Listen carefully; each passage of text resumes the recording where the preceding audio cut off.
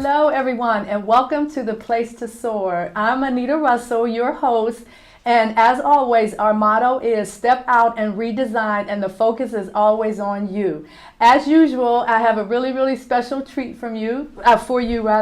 This is a woman that I met, I guess, about a year or so ago at an author event that I had attended. Her name is Cindy Williams Newsome. And she's got a really interesting story, the things that she writes about and all of that. So I'm going to read through her bio very quickly because I know y'all don't want to hear me. You want to hear her.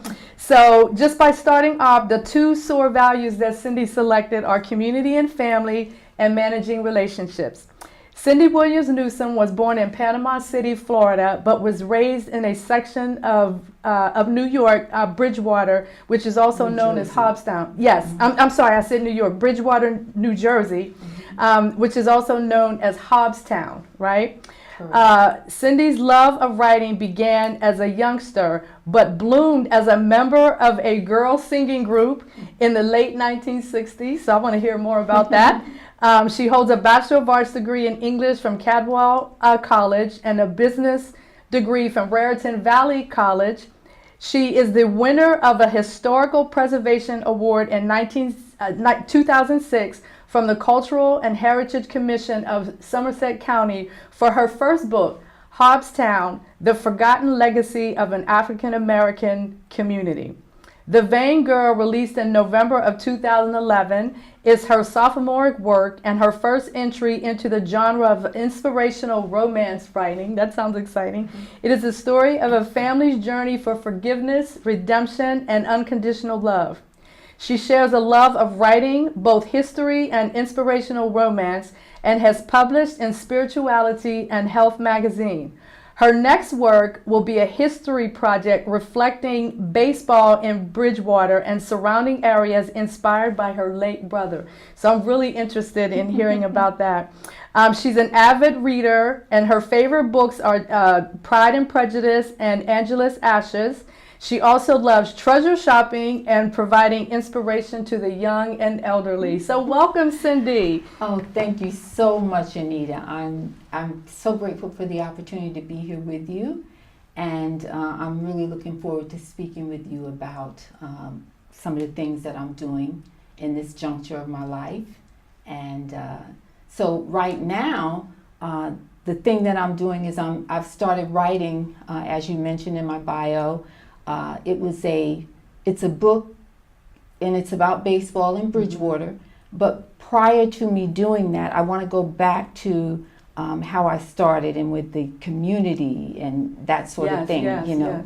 I wrote my first book, Hobbstown, The Forgotten Legacy of a Unique African American Community.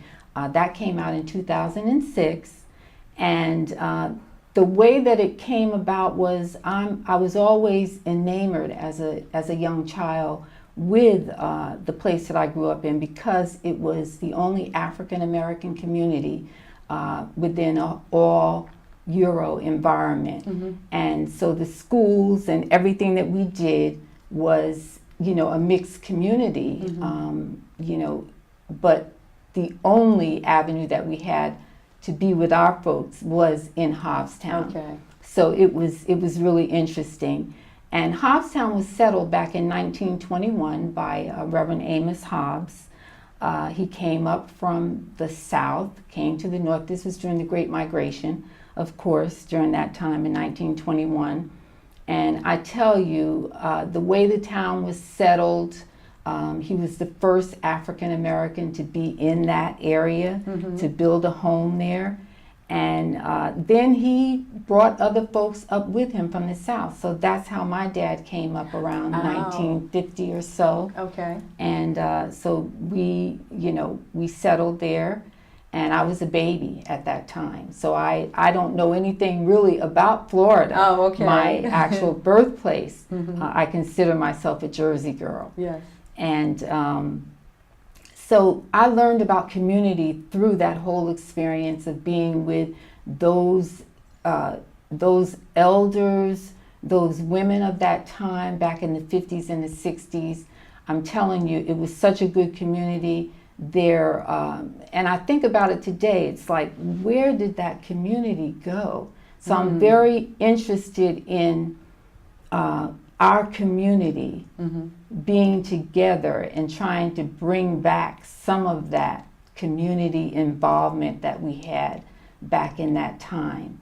And I know it's a different time period, but when I look at the way things are now, it's almost like we live separate lives from each other. And I guess I'm a dreamer, and I hope one day that it will change and Absolutely. we'll be back to that community the way we used to do things together. So tell me some of the really remarkable things that you remember about growing up in Hobbstown. Just as a little girl, just being in this town. Yes, as a little girl, there was always this feeling like you were sheltered. There was about 22 families in the town that came, that eventually came to be about 22 families there.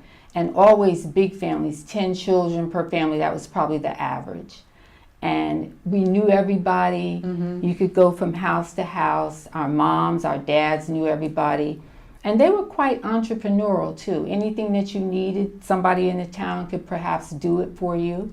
We weren't that far from the town of Somerville. So, and that was more of an African American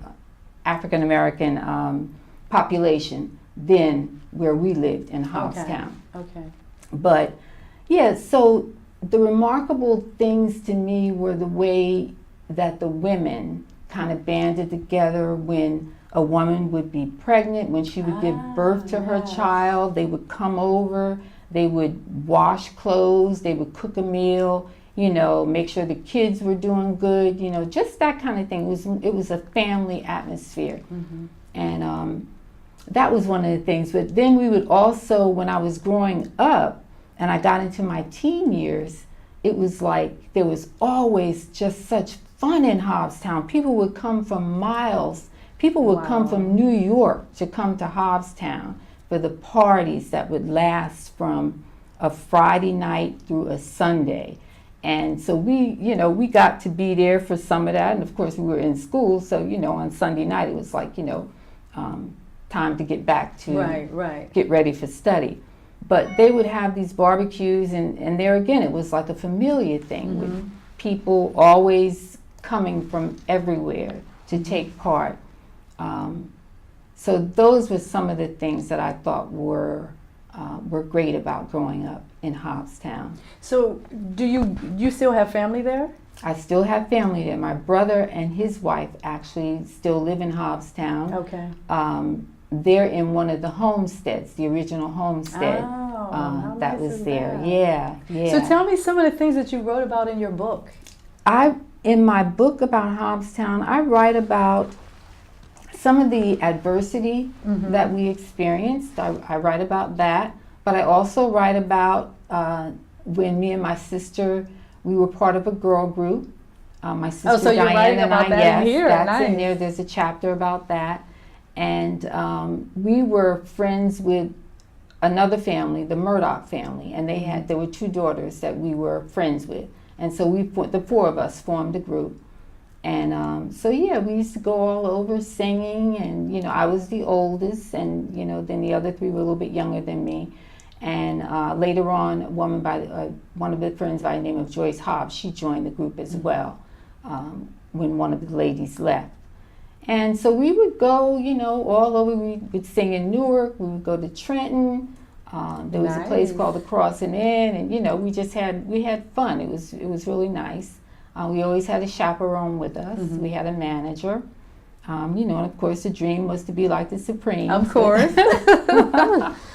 So that never happened, but it was a wonderful time in life. Okay, so this was actually your first book, correct? That was my first book, and that is actually the cornerstone on the front that Reverend Hobbs and his brothers put up once they finished. So there's historical significance house. to the cover as well. There is a historical significance to that. So what is this one? The cover's a little. Is this like another reprint of this? Yes, that was a reprint. Yep. Oh, got it. That was a reprint. That one came out in 2006, and I believe the the second print came out around 2010. Is it basically the same content? It's the same content. Some of this stuff has been updated. Oh, got it. Yeah, got yeah. It. Okay. So, and then we have the Vain Girl. I really want you to tell about this. Then we have the Vain Girl. It looks like this is a shift from when you were writing over here. Yes, and that's one of the things that I don't want to put myself into a certain genre. Yes. Like, I love historical writing, but I also like inspirational writing, inspirational romance. And so after I got done with Hobbstown, you know, when you're writing history, it takes a lot out of you. Yes. It takes a lot, and there are certain dynamics that you have to really be careful about. Certain things that you know, write about, you have to really pay a lot of attention. Yes. I'm not saying that you don't with fiction, but it's just a little bit more intense when you're writing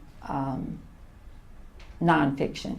I would think, especially if you're referencing certain people. Correct. And things like that. So yes. You always want your story to be accurate. Absolutely, absolutely. So then after I got done writing Hobbstown, I needed a respite. So this was your my respite. Yes. So tell me about the cover. So it's the Vain Girl, yes, the Vain Girl is about a family's journey in forgiveness, redemption, and forgiveness. This family, they had every kind of, lots of issues going on, and the young girl, she had in her life, she had experienced what she thought was true love. Okay. And then something happened, and it actually was not. So she set out on a path of revenge, but finally she came to a conclusion. I don't want to give the book away because it came out in 2011, and it's still, you know, of course, relatively new. So, but her father, there's also something within it, within the book, within the family, that's a generational curse, or they think of it as a generational curse. And so she has issues with that, and it's been something in the family for a very long time. And she is determined in the end that she's going to break that. She's going to be different. And so that's basically what the story is about. And there are a lot of other dynamics with the family that are involved. The mother has some issues, the father has some issues. And but so after that, you know, I took a little breather, but now I'm ready to get back to my history writing. And so that's where the baseball book yes, comes in? That's where the baseball book comes in. And my brother, his name is Nero, we always called him Bub. He was very, very loved baseball. Little league, all the way up, pony league, semi-pro baseball. He played all of that. And so he decided, you know, after I started writing, he said, well, you know what, I'm going to write about baseball, and I want you to look over my work and, you know, do some editing for me, you know, that kind of thing. But he actually played. He was a ball player. Yeah, he was definitely a ball player. He little league, pony league, all the way up, semi-pro. Oh, so he went to semi-pro. Semi-pro, okay. no, okay. not major league. Not major league, okay. No. That was his dream, though. Yes. But he did not go that far. But so he wanted to write about his experiences and, you know, all of that. And so, like I said, he gave me what was not, it was an outline and then maybe a couple of chapters. But through that outline, I could see where he was going with his work. And so, unfortunately, he passed away in 2008 and did not finish the work. So I said, oh, you know, this is, I knew that was his dream, to get that work out there. And so I decided that I would pick up the mantle and, excellent. And so this make is like it your happen. tribute so to this him. is my tribute. This is my dedication to my dear brother. That's wonderful. Yeah, he was a wonderful brother. He had a heart of gold. He married, had no children, but he was like that uncle that all the kids loved, and you know, that brother that was always there for you. Like I said, I'm one of 10, and I'm the third from the youngest. Okay. Yeah, and my brother Bub, he was 4 years older than me. Okay. Yeah, so he passed away, like I said, in 2008. But yeah, so this book, I talk about his love of Jackie Robinson and the whole, breaking the barrier, being the first African American to, break that barrier and become a major league player. And I talk about all the things that were going on in the town, like from Little League, and not just with my brother, but I interviewed a lot of different people who were involved at that time as players. Yes, yes. And in Somerville, which was the town that was not far from the Bridgewater area. And so I interviewed quite a few people there, and so I'm putting that all together. And I know you have a great interest in baseball also. I do. Yes. I have a brother, he's about 4 or 5 years younger than me. Okay. And when we were growing up, that was his passion. And he initially thought that he wanted to go on that professional, go to the major leagues MLB, and all of right. that. And I remember when he was, I guess maybe like a teenager, like early teens or so, and he used to sneak from our town over to like 3 towns over to go to the baseball games. And I remember him begging me not to tell our mother because he didn't want to get in trouble. But he got injured. And he sustained an injury playing baseball, and he, being a kid, he didn't tell my mom right away. Right. And by the time she realized that there was something going on, and it had gone too and far. he had to go have surgery and all of that, and it limited his mobility in his shoulder rotation and all of that. Sure.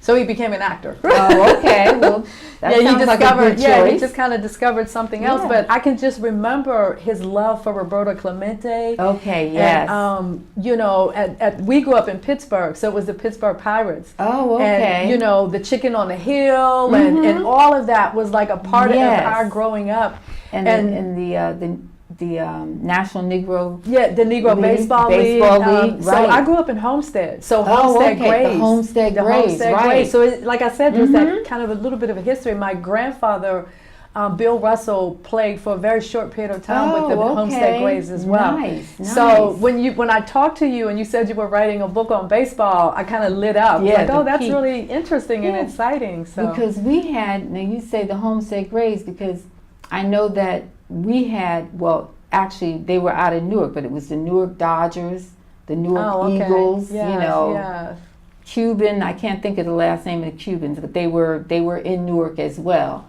So they were part of the Negro Leagues also. Yes, so it was an interesting time. My brother, he knew all of that. He talked about all of that. But Jackie Robinson was like his number one, and he would even, he had something in his manuscript about, what would Jackie do when he was like thinking about a play. Right. Because my brother was a picture. But he would think about that person. Are they gonna try to slide? Are they gonna try to do like a Jackie? That sort of thing, So he really he really adored the game. And he had a lot of integrity for the game, and a lot of integrity for those that played the game before him. He really researched. That's excellent. And then my grandson, who is 9 years old, his name is Caleb. He's like an all-around sports person. He played soccer for a while. He plays basketball. He plays baseball, and so he's just busy. I have an 8-year-old grandson, and that sounds very similar because he's very good. And sometimes when I go see his game, because he pitches sometimes, and I always tell him Satchel Paige. Yes, Satchel Paige. That's another one that my brother talks about. Exactly. He talks about him in his manuscript because he was arguably one of the greatest pitchers ever. Absolutely. Yeah, absolutely. So it was. There's a lot of history there. A lot of good history. So when is the book supposed to come out? When will you be finished? We're looking at the first quarter of 2017. Oh, nice. That's what we're looking just around at, the corner. and hopefully, so that's what I'm trying to, get everything out there now. And so when it comes out, I would love to have it out around Black History Month. Oh time, yeah, that would be great. Yeah, that would be great. So you're an Amazon author, so you have an Amazon author page and all of that as well. I have an Amazon author page. Okay. I have a Barnes and Noble page. Okay. I'm on Facebook. And do you have your own website as well? I do not have my own website. Okay.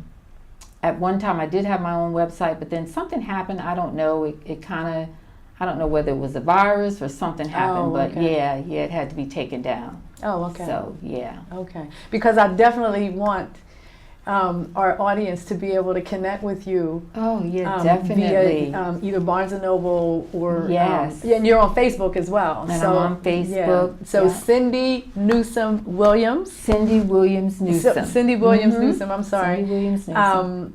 So what else would you like to share with our audience?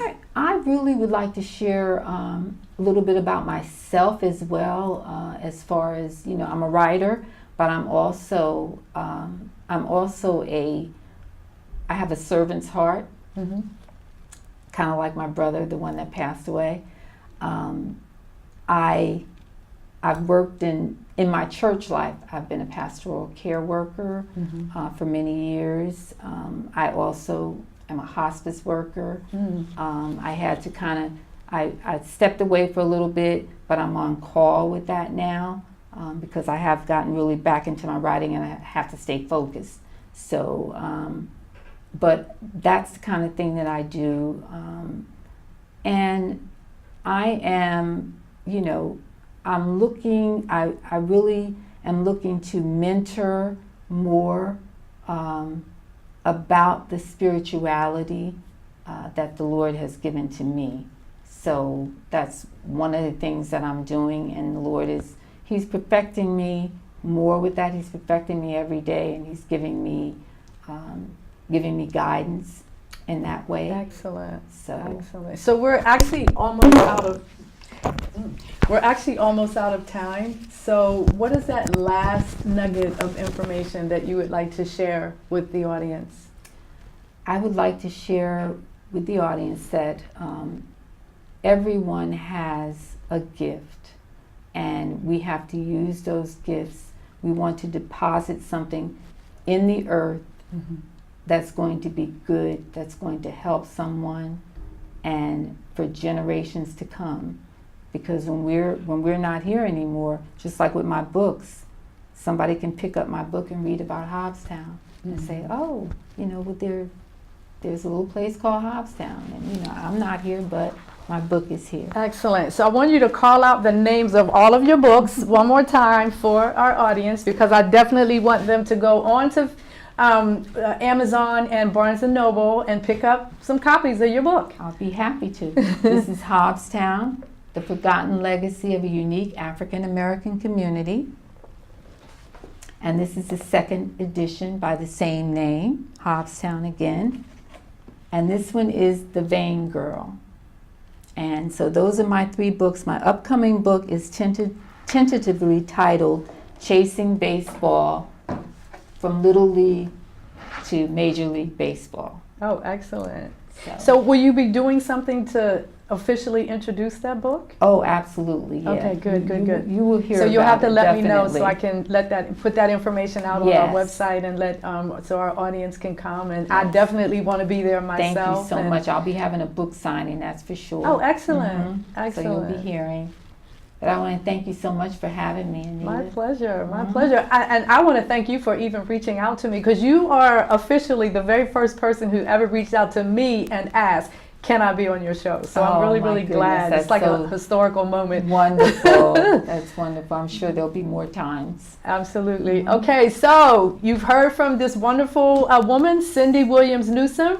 Make sure you go on Amazon and go on Barnes & Noble, look her book up, order her book. Follow our webpage, because I will have information listed on our webpage, and that is theplacetosoar.com. And when she has that event for her new book, we're going to be posting that information out there so everybody can just come and meet you in person and get a signed copy of your book. So thank you very much for joining us, and I'll see you next time. Bye-bye. Bye-bye.